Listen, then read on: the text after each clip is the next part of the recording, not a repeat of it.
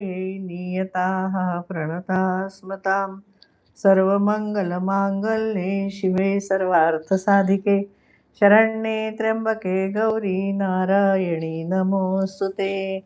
देहि सौभाग्यमारोग्यं देहि मे परमं सुखं रूपं देहि जयं देहि यशो देहि द्विषो जहि। ओम श्री मात्रे नमः।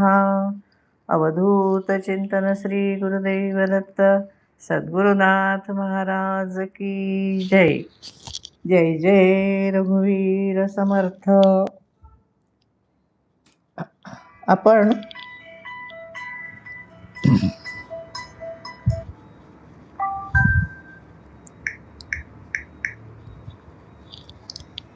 आपण आज आता दुसऱ्या दिवशीचा आपला एपिसोड करत आहोत। आपण श्री सूक्तामधली देवीची नामावली आणि त्यापासून तयार होणारे मंत्र याविषयी माहिती घेत आहोत। मागच्या वेळेला आपण श्री सूक्ताचा ऋचांचा अर्थ आणि त्याचा विनियोग पाहिला। आज आपण पहिल्यांदा श्री नामावली बघूया आणि मग त्यापासून जे मंत्र तयार झालेले आहेत ते मंत्र प्रत्येक मंत्राचं आपण थोडं अध्ययन करूया। तर लक्ष्मीतंत्राच्या 50व्या अध्यायात श्री सूक्तात गुप्त रीतीने लक्ष्मीची 53 नावं आणि त्यापासून तयार झालेले मंत्र यांचे सविस्तर विवेचन आहे। ती नामावली अशी आहे। मी पहिल्यांदा सगळी नामं मंत्र वाचून दाखवते। ओम हिरण्यवर्णायै नमः। ओम हरिण्यै नमः। ओम सुवर्णस्रजे नमः।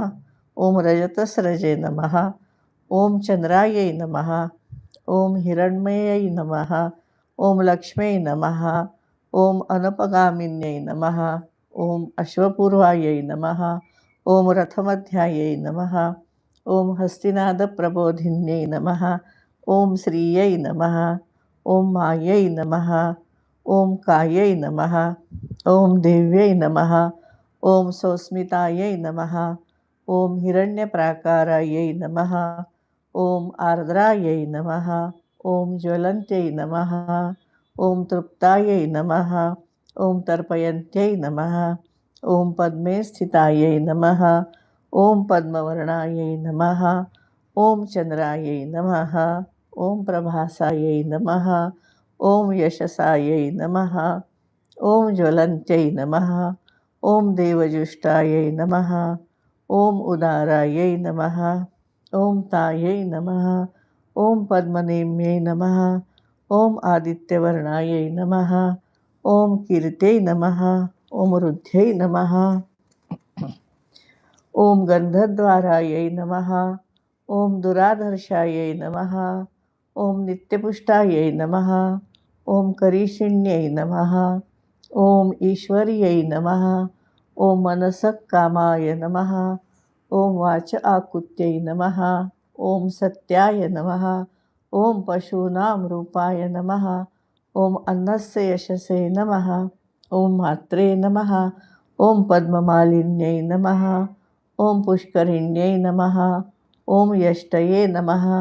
ओम पिंगलायै नमः। ओम तुष्टे नमः। ओम सुवर्णायै नमः। ओम हेममालिन्यै नमः। ओम सूर्यायै नमः। असे हे 53 मंत्र आहेत। आता आपण ओळीने ते कसे त्याचा जप करायचा, त्याची उपासना कशी करायची, त्याचा नेमका अर्थ काय आहे ते सगळं पाहणार आहोत। लक्ष्मीतंत्रात ह्या 50व्या अध्यायामध्ये 36वा श्लोक असा आहे।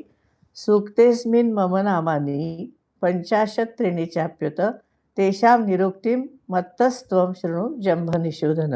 लक्ष्मीदेवी इंद्राला सांगते की हे जंभासुराला ठार मारणाऱ्या इंद्रा, या सूक्तात माझी 53 नावे आहेत, त्यांची व्युत्पत्ती तू माझ्याकडून ऐक। तर ही 53 नावं आहेत ती आपण आत्ता पाहिलेली आहेत। भारतामध्ये निगम परंपरा आणि आगम परंपरा अशा 2 विचारधारा आहेत। आपण त्याची थोडी माहिती घेतलेली आहे। पुढे भक्ती परंपरेमध्ये याचे अंश आहेत। निगम पद्धती ही वेद पद्धती आहे। वैदिक पद्धतीनुसार श्री सूक्तांच्या ऋचांचा अर्थ आणि त्याचे विवेचन पूजा पद्धती आपण पाहिलं आहे। आता आगम परंपरेप्रमाणे श्री सूक्तातील देवीच्या विशेषणांचा अर्थ कसा होतो त्याचे विवेचन येणार आहे. देवीच्या प्रत्येक विशेषणापासून विशेष नाम तयार झाले, त्या त्या नावापासून मंत्र तयार झालेत, हे आपण आत्ता पाहिले. त्याला नामावली असं म्हटलंय. तर हा मंत्र कसा तयार झाला, त्यातल्या वर्णांचे अर्थ काय आहेत, त्याचं महात्म्य काय आहेत, हे देवीने स्वतः सांगितलेलं आहे. ही भक्तांच्या दृष्टीने अप्रतिम अशी एक देणगी आहे. आता मी श्लोक वाचून न दाखवता त्यामध्ये काय सांगितलेलं आहे ते पाहते. ते पहिल्यांदा आपण बघूया. प्रत्येक जो मंत्र आहे, म्हणजे आता आपण पहिला मंत्र बघणार आहोत, ओम हिरण्यवर्णायै नमः. तर त्यासाठी इथे जे श्लोक लिहिलेले आहेत ते श्लोक काही मी वाचत नाही, पण त्यांचा मी अर्थ आपल्याला सांगते. सुरुवातीला असं म्हटलंय तिने की सर्व भूतांमध्ये असणारी मी म्हणजे लक्ष्मी भ्रमरीप्रमाणे गुणगुणणारा असा तेलाच्या धारेप्रमाणे अखंड सतत श्रेष्ठ नाद उत्पन्न करते, निर्माण करते. आता श्रीसूक्ताची सुरुवात हिरण्यवर्णा या पदाने होते, हे आपल्याला माहिती आहे. या पदाची निरुक्ती देवी आता सांगणार आहे. आता ही प्रत्येक वर्ण बघणार आहोत आपण. ही या शब्दाचा अर्थ आहे असणारी, निहिता म्हणजे ठेवलेली, असा इथं घेतला आहे. देवी सर्व प्राणीमात्रामध्ये शक्तिरूपाने स्थापन केली आहे. ही देवी रणे म्हणजे शरीरात सतत चालणारा भ्रमरीप्रमाणे गुणगुणणारा असा नाद उत्पन्न करते, असा याचा अर्थ आहे. आता हा लक्ष्मीतंत्र हा तंत्रग्रंथ आहे. यामध्ये मंत्रविभाग येतो. मंत्र म्हटला की वर्ण आणि स्वर याने उत्पन्न होणारा नाद शब्द आलाच. हा शब्द अथवा नाद उच्चारल्यानंतर इतरांना कळतो, पण आधी तो शरीरामध्ये असतोच. म्हणून इथं माणसाच्या अथवा सर्व प्राणीमात्रांच्या शरीरात मुळात नाद असतो असं म्हटलेलं आहे. हा नाद भ्रमरीप्रमाणे गुणगुणल्यासारखा होत असतो. तोच वैखरीतून वर्ण आणि स्वर यांचा आकार घेत बाहेर पडतो. मूळ नाद हा काय आहे, देवी शक्ती आहे. ही शक्ती प्रत्येक प्राणीमात्रात जीव शरीरात स्थापन केली आहे, असा हिरण्य या शब्दाचा अर्थ इथे घेतलेला आहे. पुढे असं म्हणलंय, मूलाधारापासून सुरू होऊन 12 चक्रातून जाणारी पापण्यांच्या उघड झापामध्ये सूर्यचंद्राप्रमाणे असते. तर बघा कसं इथं विशेष सांगितलंय. आता हा जो भ्रमरीप्रमाणे गुणगुणणारा नाद उत्पन्न करणारी जी देवी आहे ती कशी आहे, तर ही देवी देवाच्या निमेष आणि उन्मेष म्हणजे पापण्यांची उघड झाप त्या काळामध्ये प्रकट होते. म्हणजे काय, तर देवाचे डोळे उघडणे याचा अर्थ सृष्टीरूपाने त्याची शक्ती आविष्कृत होणे, आणि डोळे मिटणे म्हणजे शक्ती अव्यक्त होणे. आता ही शक्ती व्यक्त होते तेव्हा कुठं असते बरं, तर सूर्यचंद्रामध्ये राहते. कसं ते, तर उजव्या आणि डाव्या नाकपुडीतून आपले श्वास चालतात. त्यांना चालना देणाऱ्या 2 नाड्या असतात. यांना सूर्यनाडी आणि चंद्रनाडी असं म्हणतात. याच पिंगला आणि इडा या नाड्या आहेत. या नाड्या मूलाधारापासून सुरू होतात, डोळ्याच्या मध्यभागी सुषुम्नेपाशी भिडतात म्हणजे एकमेकींजवळ येतात. या नाड्या ज्या चक्रांना स्पर्श करतात ती चक्रे उमलत जातात. आता ही चक्र काय आहेत, तर शरीरातील शक्तिस्थान आहेत. त्या ठिकाणी प्रथम शक्ती साठवली जाते आणि तिथून ती योग्य त्या नाड्यांना पुरवली जाते. लक्ष्मीतंत्रात या चक्रांची जी नावं आहेत ती 43व्या अध्यायात दिली आहेत, आणि ही नावं अशी आहेत त्यांनी दिलेली आहेत. त्याच्यामध्ये खरं 12 दिलेली आहे संख्या, पण लक्ष्मीतंत्रामध्ये 32 चक्र आहेत. आपल्याला 6 चक्र माहिती आहेत. काही तंत्रामध्ये भैरव वगैरे जे तंत्र आहेत, विज्ञान भैरव वगैरे तंत्र, त्यामध्ये 12 नाव आहेत, पण लक्ष्मीतंत्रामध्ये 32 चक्र दिलेले आहेत. ती कशी आहेत, तर आधार ते नाभी म्हणजे मूलाधार ते नाभी, नंतर नाभी ते हृदय, हृदय ते कंठ, कंठ ते तालू, तालू ते भ्रूमध्य आणि भ्रूमध्य ते मूर्धनी. यातल्या प्रत्येकामधील 2-2 चक्र मिळून 12 चक्र होतात. म्हणजे आपले जे मूलाधारापासून चक्र आहे, मूलाधार, स्वाधिष्ठान, मणिपूर, अनाहत, विशुद्ध, आज्ञा आणि सहस्रार. तर याच्यामध्ये प्रत्येकामध्ये 2-2 त्यांनी आणखीन ॲडिशन केलेली आहेत आणि अशी एकूण 12 चक्र होतात. तर 32 चक्र आहेत एकूण, त्यातली ह्या 12 चक्रांचा उल्लेख इथं केलेला आहे. आता आपण भैरव तंत्रामध्ये जी 12 नावं आली आहेत ती बघूया. जन्माग्र, मूलाधार, कंद, नाभी, हृद, कंठ, तालू, भ्रूमध्य, ललाट, ब्रह्मरंध्र, शक्ती, व्यापिनी हे 12 नाडी चक्र त्यामध्ये दिलेलं आहे. आता आपल्या विषयाप्रमाणे शरीरात असणारी शक्ती सूर्य आणि चंद्र नाडीच्या रूपाने 12 चक्रांना स्पर्श करते आणि वरती लक्ष्मीने आधी असं म्हटलं की शक्ती कशी असते 2 विभागामध्ये, अग्नी आणि सोम. तर ही शक्ती सूर्य आणि चंद्रयुक्त आहे. त्यामुळे हिरण्य आणि आल्हाददायक वर्ण असणारी अशी आहे. नादयुक्त आहे. यातून स्वर व वर्ण उत्पन्न होऊन मंत्र तयार होतात अशी ती हिरण्यवर्ण आहे. ही कशी आहे? तर उगवलेल्या प्रातःसमयीच्या 1000 सूर्याप्रमाणे, अग्नीप्रमाणे वर्ण व तेज असलेले हिरण्यवर्ण.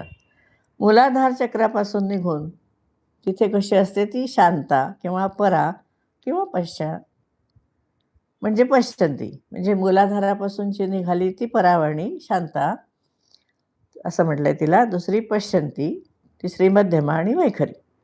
वैखरीत सुद्धा ती 8 स्थानांना येते आणि वर्णांची माता होऊन गायीप्रमाणे भोग देते, म्हणजे वाणी रूपाने प्रसवते. हे थोडंसं आपण काय म्हणतो काव्यात्म रूपाने नंतर काय उपमा वगैरे असं देऊन सांगितलं आहे. म्हणजे गाईचं रूप दिलं आहे. गाय जशी दूध देते तशी ही वाणी प्रसवते.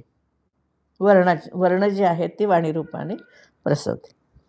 आता या 2 श्लोकामध्ये वर्ण यासंबंधी विवेचन जे आहे, तर वर्ण याचा अर्थ रंग आणि भाषेतील वर्ण असं 2 प्रकारचा आहे. इथं दोन्ही अर्थ घेतले.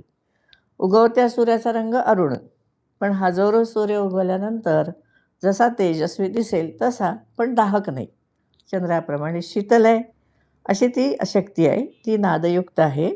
त्यामुळे जेव्हा ती मूलाधारापासून पुढे येते तेव्हा विविध चक्रांना स्पर्श करते आणि विविध नाद उत्पन्न करते. परा, पश्चंती, मध्यमा, वैखरी अशी येते.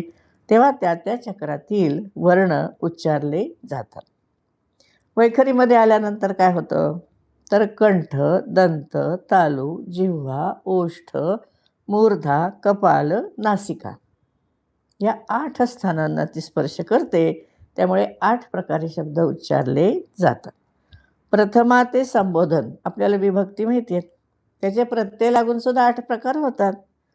वैखरीत आल्यावर वाणी अनेकदा होते असा उल्लेख ऋग्वेदामध्ये पण आलेला आहे. वाणीचे हे प्रकार म्हणजे काय? तर एकपदी, द्विपदी, चतुष्पदी, अष्टपदी, नवपदी, सहस्रदा.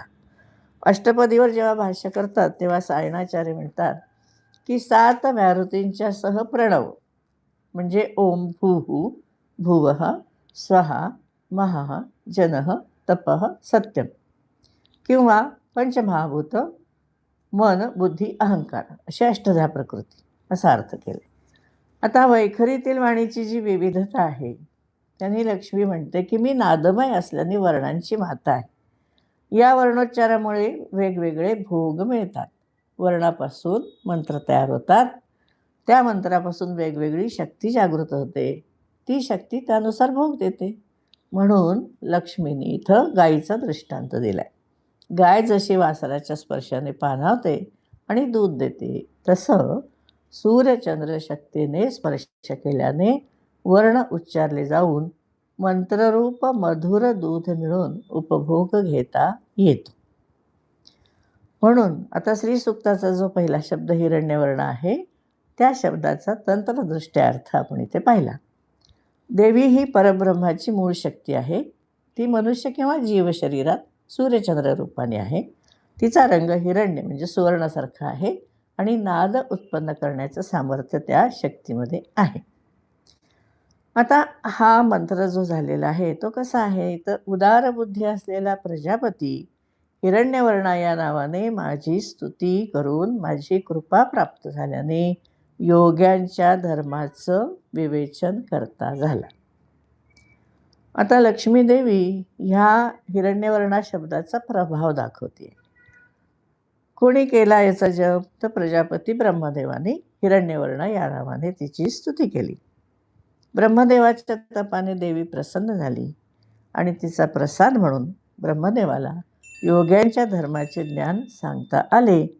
देवी भागवतामध्ये असा उल्लेख आहे की ब्रह्मदेवाने 60,000 वर्षे देवीसाठी तप केला, असं देवी भागवतामध्ये म्हटलं आहे. आता या ठिकाणी हिरण्यवर्णा शब्दाचं महत्त्व आपल्याला कळतं. हा शब्द लक्ष्मीचं कोणतं रूप दाखवतं हे पण आपल्याला दिसून येतं. या शब्दाचा प्रभाव पण कळतो. या शब्दाच्या जपाने काय होतं, तर योग साधना प्रगल्भ होते. त्यासाठी देवीची कृपा तर हवीच, किंवा प्रसाद, कृपा हे शब्द भक्ती संप्रदायातले आहेत आणि ज्ञानासाठी विशिष्ट शक्तीची कृपा होणं आवश्यक आहे. कारण वर्णोच्चार जो करतो त्यामुळे शक्ती प्रकट होईल, त्याप्रमाणे फळ मिळेल. म्हणून हिरण्यवर्णा या शब्दाने प्रकट होणारी देवीची शक्ती योगाला सहाय्यभूत होते. असं मंत्रशास्त्रदृष्ट्या शब्दांना फार महत्त्व आहे. आता आपण हा मंत्र कसा तयार करतो, तर प्रारंभी ओम व शेवटी नमः असा हा नवाक्षर मंत्र आहे आणि तो साक्षात शब्द ब्रह्ममय आहे आणि योगीजनांना सहाय्य करणारा आहे. हा म्हणजे कसा झाला मंत्र, हा ओम हिरण्यवर्णायै नमः. आता याची जी फलश्रुती आहे, तर हिरण्यवर्णा या शब्दाचा संबंध कुंडलिनी शक्तीशी आहे. त्यामुळे तो शब्दयोग साधनेस अनुकूल आहे आणि या मंत्राच्या जपाने योगीजनांची योग साधना सफल होते. इथे आपण थांबूया.